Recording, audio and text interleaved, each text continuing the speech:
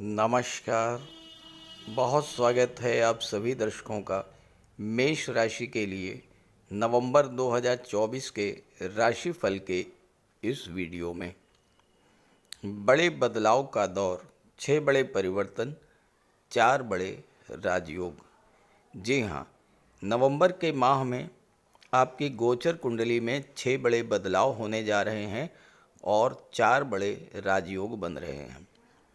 तो इन बड़े बदलावों का आपके जीवन पर क्या प्रभाव पड़ेगा, इसी का विश्लेषण करेंगे इस वीडियो में।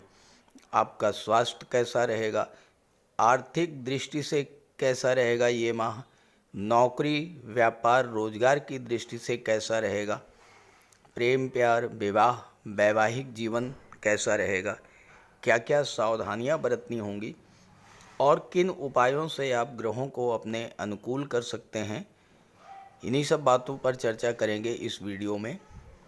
ये विश्लेषण आपकी चंद्र राशि के आधार पर किया जा रहा है और वीडियो के अंत में मैं आपको नवंबर माह की शुभ और अशुभ तिथियों की भी जानकारी दूंगा। तो ये है मेष राशि के जातकों की कुंडली। सबसे पहले समझते हैं नवंबर के माह में आपकी गोचर कुंडली में कौन कौन से बड़े बदलाव होने जा रहे हैं।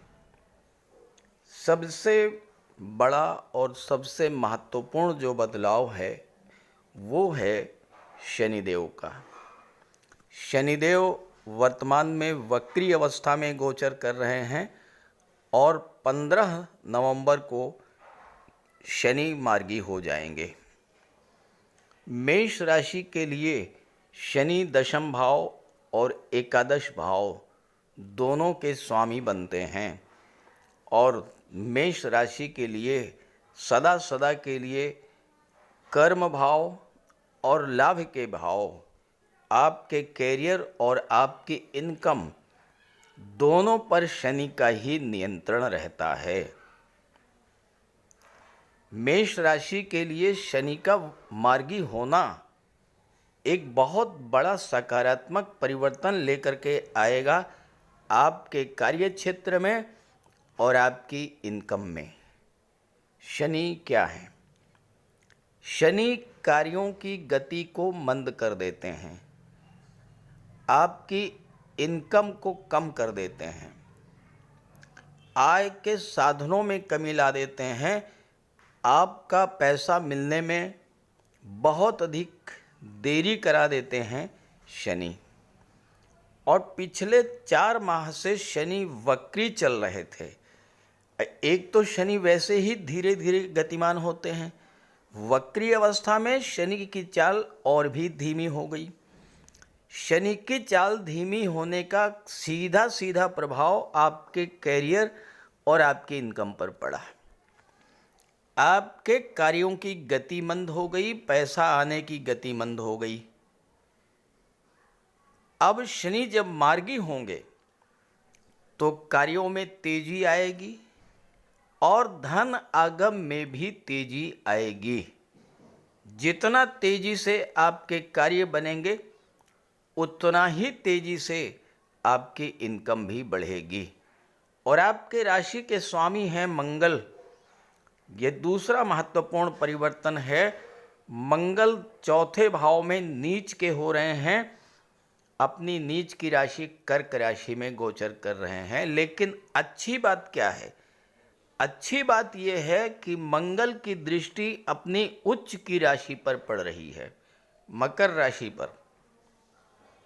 मकर राशि मंगल की उच्च की राशि है और मंगल की सीधी दृष्टि अपनी उच्च की राशि कैरियर के भाव पर पड़ रही है।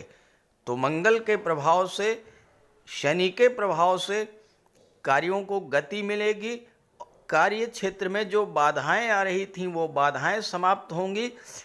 कार्य क्षेत्र में कितनी भी बड़ी चुनौती हो, कितना भी बड़ा चैलेंज हो, कितना भी बड़ा संघर्ष हो, मंगल के प्रभाव से, राशि के स्वामी के प्रभाव से आप उन चैलेंजेस से बाहर निकल करके आएंगे। तीसरा जो महत्वपूर्ण परिवर्तन है वो दैत्य गुरु शुक्र का है। शुक्र अष्टम में है। 7 नवंबर को भाग्य भाव में आ जाएंगे। शुक्र धन के भाव के स्वामी हैं, गुरु भाग्य के भाव के स्वामी हैं। गुरु और शुक्र का परिवर्तन योग बनेगा। सीधा सा प्रभाव ये होगा कि भाग्य भाव जागृत होगा और धन का भाव जागृत होगा। भाग्य तेजी से आपका साथ देगा और जितनी तेजी से भाग्य आपका साथ देगा उतनी ही तेजी के साथ धन आपका बढ़ेगा। शुक्र गुरु दोनों धन के कारक हैं और जब दोनों एक दूसरे से परिवर्तन योग बनाएंगे तो दोनों ही एक दूसरे को मजबूत करेंगे। शुक्र भी मजबूत होंगे, गुरु भी मजबूत होंगे तो भाग्य का भी साथ मिलेगा, धन का भंडार तेजी के साथ भरेगा। चौथा जो परिवर्तन है वो सूर्यदेव का है। सूर्यदेव सप्तम में गोचर कर रहे हैं अपनी नीच की राशि में। 16 नवंबर को नीच की राशि से बाहर आ जाएंगे और अष्टम भाव में गोचर करेंगे। पांचवा जो परिवर्तन है वो है गुरु वक्री हो रहे हैं। देखिए, शनि मार्गी हो रहे हैं और गुरु वक्री अवस्था में गोचर कर रहे हैं। पूरे नवंबर में गुरु वक्री अवस्था में ही गोचर करेंगे। और अंतिम जो सबसे बड़ा महत्वपूर्ण परिवर्तन है वो बुध का है। बुध आपके लिए योग कारक नहीं है, लेकिन महत्वपूर्ण क्यों है? इसलिए कि बुध विपरीत राजयोग बना रहे हैं। छठे भाव के स्वामी होकर के अष्टम में गोचर कर रहे हैं, तो बुध आपकी कुंडली में विपरीत राजयोग बना रहे हैं और 26 नवंबर को वक्री हो जाएंगे। वक्री अवस्था में सप्तम भाव का भी फल प्रदान करेंगे। तो ये तो हैं परिवर्तन। जहाँ तक राजयोगों की बात है, सूर्य जब 16 नवंबर को अष्टम में आएंगे, सूर्य बुध का बुधादित्य राजयोग बनेगा। 7 नवंबर तक शुक्र बुध का लक्ष्मी नारायण योग बनेगा। बुध का विपरीत राजयोग बन रहा है, गुरु और शुक्र का परिवर्तन योग बन रहा है। अब आइए समझते हैं कि इन परिवर्तनों का, इन राजयोगों का आपके जीवन पर क्या प्रभाव पड़ेगा। अब एक बात आप ये समझें, राजयोग बनते हैं लेकिन आपको लाभ क्यों नहीं मिलता? अक्सर आपके कमेंट इसी तरह के आते हैं। तो इसका कारण ये है कि आप अपनी जन्म कुंडली को नहीं देखते हैं। नेट से डाउनलोड कीजिए, जन्म कुंडली को देखिए, क्या राजयोग बनाने वाले ग्रह आपकी कुंडली में मजबूत हैं?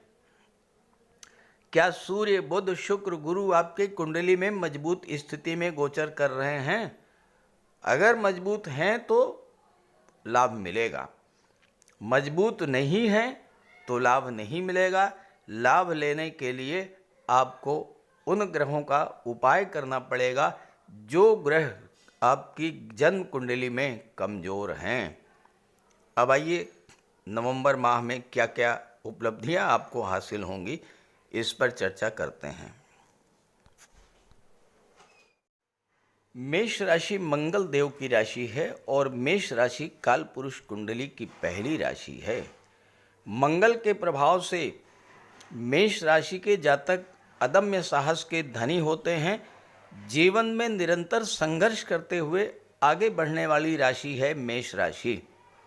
मेष राशि के जातक कभी हार नहीं मानते और कितनी भी बड़ी चुनौती हो उसे पार करके आगे बढ़ जाते हैं। मेष राशि के जातकों में नेतृत्व का विशेष गुण होता है। आपके राशि के स्वामी हैं मंगल और यही मंगल चौथे भाव में अपनी नीच की राशि कर्क राशि में गोचर कर रहे हैं। हालांकि केंद्र के भाव में गोचर करने के कारण नीच की राशि में गोचर करने का उतना प्रभाव तो नहीं पड़ेगा। फिर भी चूंकि आपके लग्न के स्वामी हैं मंगल, आपको अपनी वाणी और क्रोध पर विशेष नियंत्रण रखना होगा। अष्टम के स्वामी हैं मंगल, स्वास्थ्य का विशेष ध्यान रखना होगा और पूरे नवंबर माह में आपको बजरंगबली का विशेष आराधना करनी पड़ेगी। हालांकि आपके इष्ट देव हैं बजरंगबली, आपको तो वैसे ही बजरंगबली की उपासना करते रहना चाहिए, लेकिन नवंबर के महीने में आपको विशेष पूजा पाठ करना होगा ताकि आप पर मंगल के नीच की राशि में गोचर का कोई विशेष प्रभाव ना पड़े। अच्छी बात यह है कि मंगल की दृष्टि अपनी उच्च की राशि पर पड़ रही है, दशम भाव पर, इसलिए कैरियर की दृष्टि से ये महीना आपके लिए विशेष अनुकूल रहेगा। मंगल चौथे भाव में है और मंगल पर चौथे भाव पर गोचर करते हुए राहु की पंचम दृष्टि पड़ रही है। चौथा भाव भूमि भवन प्रॉपर्टी का है। मंगल की दृष्टि पड़ने से अचानक कोई प्रॉपर्टी खरीदने का योग तो बनेगा, लेकिन मंगल हैं अग्नि, राहु हैं धुआं, तो राहु की दृष्टि पड़ने से मंगल की अग्नि और अधिक तीव्र होगी। ऐसे में परिवार के लोगों से संबंध खराब हो सकते हैं, माता का स्वास्थ्य खराब हो सकता है, लेकिन कैरियर के लिए, कार्यक्षेत्र के लिए मंगल का गोचर बहुत अच्छा है। कितनी भी बड़ी चुनौती हो, सफलता मिलेगी। मेष राशि के जातक जो नौकरी की तलाश में हैं, उनके लिए बुध का गोचर बेहद अनुकूल है, क्योंकि बुध पूरे नवंबर माह में विपरीत राजयोग बना रहे हैं। छठे के स्वामी होकर के अष्टम में हैं। छठा भाव नौकरी का है और बुध अष्टम भाव में विपरीत राजयोग बना रहे हैं। तो ऐसे में आपके लिए वो छात्र जो कि प्रतियोगी परीक्षाओं की तैयारी कर रहे हैं, नौकरी की तलाश में हैं, उनके लिए नौकरी मिलने का बहुत अनुकूल समय ये रहेगा, क्योंकि बुध तीसरे भाव के भी स्वामी हैं, तो आपकी कम्युनिकेशन पावर को बढ़ाएंगे, आपकी बुद्धि को अत्यंत तीव्र करेंगे और नौकरी के लिए किए जा रहे प्रयासों में आपको सफलता मिलेगी। खास करके बैंकिंग के क्षेत्र में, आईटी सेक्टर, कंप्यूटर या कम्युनिकेशन के क्षेत्र में आपको विशेष सफलता प्राप्त होगी। शनिदेव के गोचर पर तो शुरू में ही चर्चा हो चुकी है, इसलिए दोबारा रिपीट नहीं करूंगा। शनि के बाद जो दूसरा महत्वपूर्ण गोचर है वो गुरु और शुक्र का है। गुरु शुक्र में परिवर्तन योग बन रहा है। भाग्य भाव जागृत होगा, धन का भाव जागृत होगा, और धन का भाव जो है वो आपकी गोचर कुंडली में अष्टम भाव और धन का भाव, दोनों ही भाव सबसे अधिक जागृत भाव हैं, क्योंकि अष्टम भाव पर शनि की दृष्टि है, राहु की दृष्टि है, गुरु की दृष्टि है और आठवें भाव में शुक्र, सूर्य और बुध का गोचर है। आठवें भाव पर 6 ग्रहों का प्रभाव है और धन के भाव पर 4 ग्रहों का प्रभाव है। इस समय आपकी किस्मत बुलंद होगी, भाग्य का साथ मिलेगा, पैतृक संपत्ति का लाभ मिल सकता है, पैतृक संपत्ति का कोई विवाद है वो सॉल्व होगा, आपका डूबा हुआ पैसा मिलेगा, गवर्नमेंट के पास रुका हुआ धन आपको प्राप्त होगा। इस समय धन का संचय होगा और धन का भंडार भी बढ़ेगा। राहु विदेश के भाव में है, विदेश के कारक होते हैं, विदेशों से धन प्राप्त होगा, और 12वां भाव खर्च का होता है, साथ ही साथ निवेश का भी होता है। गुरु और राहु के प्रभाव से, गुरु धन के भाव में है, राहु 12वें भाव में है, 12वां भाव निवेश का होता है। इस समय आपका निवेश बढ़ेगा। नवंबर के महीने में चाहे आप शेयर में निवेश करें, गोल्ड में करें, सिल्वर में करें या कोई बैंक एफडी कराएं, कोई ना कोई निवेश आपका नवंबर के महीने में होने जा रहा है।